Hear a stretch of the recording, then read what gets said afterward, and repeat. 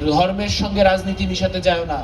কাদের কারণে আজ বাংলাদেশে এত এত মাজার ভাঙলো, আজ হিজড়াদের গ্রামে আক্রমণ করা হলো। আজ যখন ফারহান ফায়াজের পিতার বক্তব্য শুনছিলাম, তখন আমার মনে পড়ছিল সেই দিনগুলোর কথা।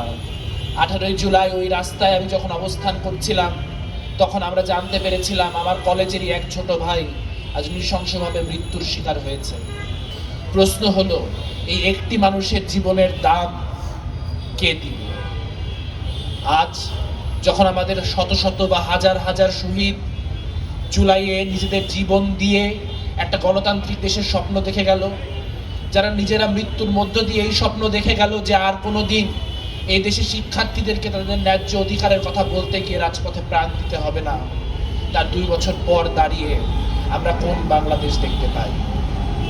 আমরা জুলাইয়ের সময় বলেছিলাম অন্তর্ভুক্তির কথা, আমরা বলেছিলাম একজন হিজাবি মেয়ের পাশেই একজন পশ্চিমা পোশাক পরা নারী যখন অবলীলায় নিজেদের যৌথ অধিকারের দাবিতে নামতে পারবে, তখনই বাংলাদেশ বদলাবে। আপনাদের মনে থাকার কথা, রাস্তায় রাস্তায় গ্রাফিতি ছিল, পাতার ছবি, সেখানে লেখা হিন্দু, মুসলিম, বৌদ্ধ, খ্রিস্টান, আদিবাসী, লেখা পাতা ছেঁড়া যাবে না। সেই পাতা ছেঁড়ার গ্রাফিতিগুলো কারা মুছে ফেলল?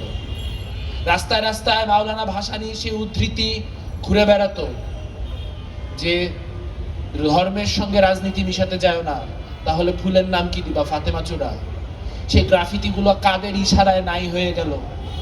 অন্তর্ভুক্তির বাণী কাদের ইশারায় থিওক্রেসি বা ধর্মতত্ত্বে পরিণত হলো?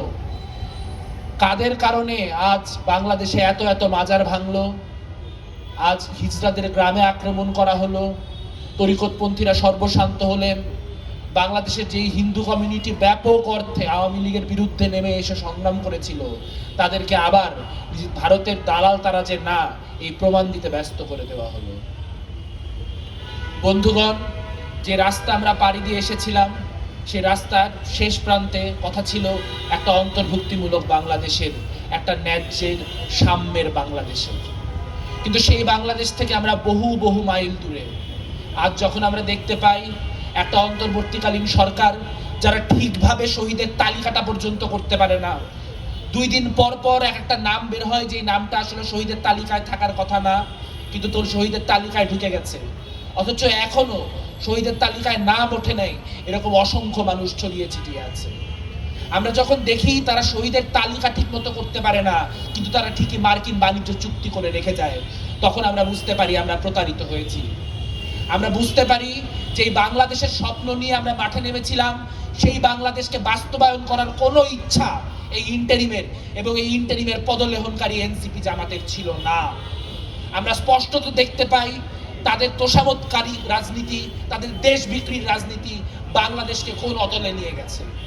আমরা দেখতে পাই বিএনপি যারা জনগণের ভোটে নির্বাচিত হয়ে ক্ষমতায় এলো, তারা ক্ষমতায় আসার পর বাংলাদেশের কি পরিস্থিতি। আজ কাঁচামরিচের দাম কেজিতে প্রায় 400 টাকা ছুঁই ছুঁই করছে। 10, 12, 15 দিন ধরে ঢাকা শহরে রান্নার গ্যাস নাই। আমরা দেখতে পাই যে সিলেট অঞ্চলে যে আলিফের চোখ নষ্ট করে ফেলা হলো একটা মারামারিকে কেন্দ্র করে। এই বাংলাদেশ তো আমরা দেখতে চাই না। আওয়ামী লীগ আমলে আমার নিজের চোখ প্রায় চলে গেছিল আওয়ামী লীগের যে পেটোয়া বাহিনী, সেই পেটোয়া বাহিনীর আক্রমণে।